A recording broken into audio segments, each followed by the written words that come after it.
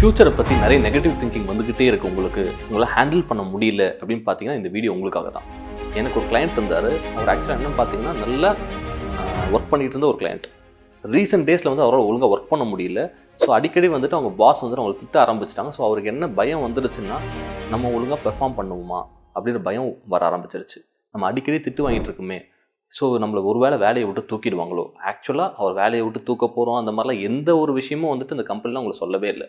Just இந்த வேலை வந்து சரியில்லை அப்படின்றது மட்டும் தான் அவங்க சொல்லியிருக்காங்க. பட் அவருக்கு எங்கே திங்கிங் போயிடுச்சுன்னா, அவ்வளோதான் போச்சு, நம்ம வேலையை விட்டு தூக்கிடுவாங்க, இதுக்கப்புறம் நம்ம லைஃப்பில் என்ன பண்ண போகிறோம், நம்ம இன்கேஸ் நம்ம வேலை போயிடுச்சுன்னா நம்ம குடும்பத்தை யார் பார்த்துக்கிறது, நம்ம மட்டும்தான் சம்பாதிக்கிறோம், நம்ம குடும்பத்தில் வேறு யாரும் சம்பாதிக்கிறது கிடையாது, நம்மளதை வச்சுக்கிட்டு தான் குடும்பமே ஓடுது.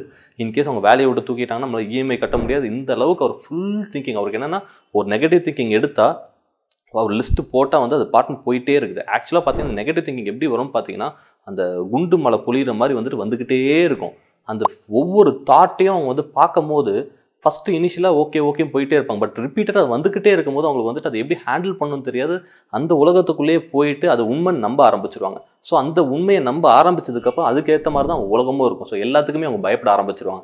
ஒருவேளை நம்மளால் ஒழுங்காக பெர்ஃபார்ம் பண்ண முடியுமா, டெய்லி காலையில் போகும்போதே வந்துட்டு அவங்களுக்கு ரொம்ப கஷ்டமாக இருக்கும். அந்த ஆங்ஸைட்டி ஃபீலிங் மனசுக்குள்ளேருந்து அது பயத்துலேருந்து ஃபுல்லாக அந்த பதட்டம் வரது வந்து அவங்க ஃபீல் பண்ண முடியும். ஸோ இந்த அளவுக்கு வந்து இந்த ஓவர் திங்கிங் வந்துட்டு ஒருத்தவங்க க்ளோர் பண்ணலாம். ஸோ இந்த ஓவர் திங்கிங் இந்த அளவுக்கு இருக்குது அப்படின்னு பார்த்தீங்கன்னா, ஒருத்தனால எப்படி ஃபங்க்ஷன் பண்ண முடியும்?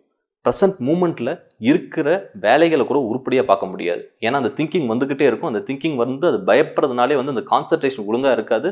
செய்கிற வேலையை உருப்படியாக செய்யவே முடியாது. ஸோ இதனால் அவர் ரொம்ப கஷ்டப்பட்டு இருந்தார். அவர் ட்ரீட் பண்ணதுக்கப்புறம் வந்துட்டு அவர் வந்துட்டு ஓகே ஃபைன், அவர் வந்து நல்லாவே பெர்ஃபார்ம் பண்ண ஆரம்பித்தார். அண்ட் அவர் வந்துட்டு எக்ஸல் பண்ணி ப்ரொமோஷன் கூட வாங்க ஆரம்பிச்சிட்டார். ஸோ நீங்கள் ஒவ்வொரு டைமும் உங்கள் லைஃப்பில் வந்துட்டு நடக்கிற எல்லா கெட்ட விஷயத்தையும் நீங்கள் யோசிச்சு பாருங்கள். அந்த கெட்ட விஷயம்லாம் வந்துட்டு ஒரு பாசிங் க்ளவுட்ஸ் மாதிரி நம்ம கடந்து வந்திருப்போம். ஆனால் நம்ம திங்கிங் இருக்குங்களே, அந்த திங்கிங் தான் அங்கே பிரச்சனையே. அந்த திங்கிங் ரொம்ப அதிகமாக வர நமக்கு என்ன ஆகும் பார்த்தீங்கன்னா, நம்ம வேலையை நம்மளால் உருப்படியாக செய்ய முடியாமல் நம்ம ரொம்ப கஷ்டப்பட்டு தவிழ்ந்து, ஆனால் எப்படி தான் அதை முடிச்சிருப்போம். ஒவ்வொரு டைம் நீங்கள் யோசிச்சு பார்த்தீங்கன்னா அந்த நெகட்டிவ் திங்கிங் வந்துட்டு நம்ம அவ்வளோ தூரம் யோசிச்சிருக்க வேண்டிய அவசியமே கிடையாது. ஸோ இதை நம்ம எப்படி ஹேண்டில் பண்ணணும் அப்படின்றத பற்றி நம்ம பார்ப்போம். ஸோ இதுக்கு தான் வந்து மைண்ட்ஃபுல்னஸ் அப்படின்னு சொல்லுவோம். மைண்ட்ஃபுல்னஸ்னால் என்ன அப்படின்னு கேட்டிங்கன்னா, இப்போ ப்ரெசென்ட்டில் இருக்கிற மூமெண்ட்டை மட்டும் கான்சன்ட்ரேட் பண்ணுறது.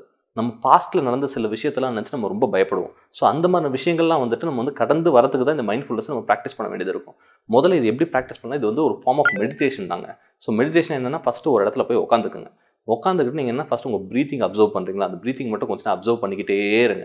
அப்சர்வ் பண்ணிக்கிட்டே இருக்கும்போது ஒன் பாயிண்ட் ஆஃப் டைம் வந்து உங்களுக்கு கான்சன்ட்ரேஷனில் பிக்கப் ஆனதுக்கப்புறம் நீங்கள் என்ன பண்ணணும்னா, மெதுவாக அந்த திங்கிங்கை வந்துட்டு உங்களுடைய பாஸ்ட் எக்ஸ்பீரியன்ஸஸை வந்துட்டு எடுத்து அதில் இருக்கிற திங்ஸ்லாம் வந்து கொஞ்சம் பார்க்க ஆரம்பிங்க. ப்ரெசன்ட் மூமெண்ட்டில் அதை எடுத்து பார்க்கும்போது எந்த ஒரு ஜட்ஜ்மெண்ட்டும் இல்லாமல் அதை பார்க்க கற்றுக்குங்க. அதை ஜட்ஜ் பண்ணுறீங்க. எக்ஸாம்பிள் வந்துட்டு ஒரு நெகட்டிவ் தாட், ஐயோ நம்ம வேலை போயிடுமோ அப்படின்ற எண்ணம் வரும்போது இப்படி ஆகிடுமோ அப்படின்னு யோசிக்கிறது கிடையாது. முதல்ல அது ரியாலிட்டி ஆஸ்பெக்டில் இன்கேஸ் இந்த தாட் வந்திருக்கு, இந்த தாட் வந்துட்டு எப்படிலாம் போகிறதுக்கு வாய்ப்பு இருக்குது அப்படின்றது ப்ரெசன்ட் மூமெண்ட்டில் எக்ஸாமின் பண்ணும்போது, ஆக்சுவல் ரியாலிட்டி செக் நீங்கள் பண்ணும்போது அவ்வளோ தூரத்துக்கு அது த்ரெட்டனிங்காகவே இருக்காது. ஸோ இந்த மாதிரி ஒவ்வொரு விஷயமா நீங்கள் எடுத்து ஜட்ஜ் பண்ணாமல் ஒவ்வொரு தாட்டையும் நீங்கள் எவாலுவேட் பண்ணும்போது பார்த்தீங்கன்னா, உங்களுக்கு வந்து இந்த ஆங்ஸைட்டி வந்து குறையிறதுக்கான வாய்ப்புகள் தான் ரொம்ப அதிகமாக இருக்கும். ஸோ இந்த மைண்ட்ஃபுல்னஸ் ப்ராக்டிஸ் பண்ணணும். டெய்லி ரொம்ப கஷ்டமான விஷயம்லாம் கிடையாது. ஜஸ்ட் ஒரு குவைட்டான பிளேஸ் எடுத்துக்கங்க. டெய்லி போய் உட்காந்துக்குங்க. உட்காரும் போது வந்துட்டு உங்களோட தாட்ஸ் ஒன்று எடுத்துட்டு மெதுவாக அனலைஸ் பண்ணி பாருங்கள். அனலைஸ் பண்ணி ப்ரெசன்ட் மூமெண்ட்டில் அதை எப்படி ஹேண்டில் பண்ணுறதை பற்றி யோசிச்சுட்டு போயிட்டே இருந்தீங்கன்னா உங்களுக்கு அந்த ஆங்ஸைட்டி வந்து உங்கள் கண்ட்ரோலில் கொண்டு வர முடியும்.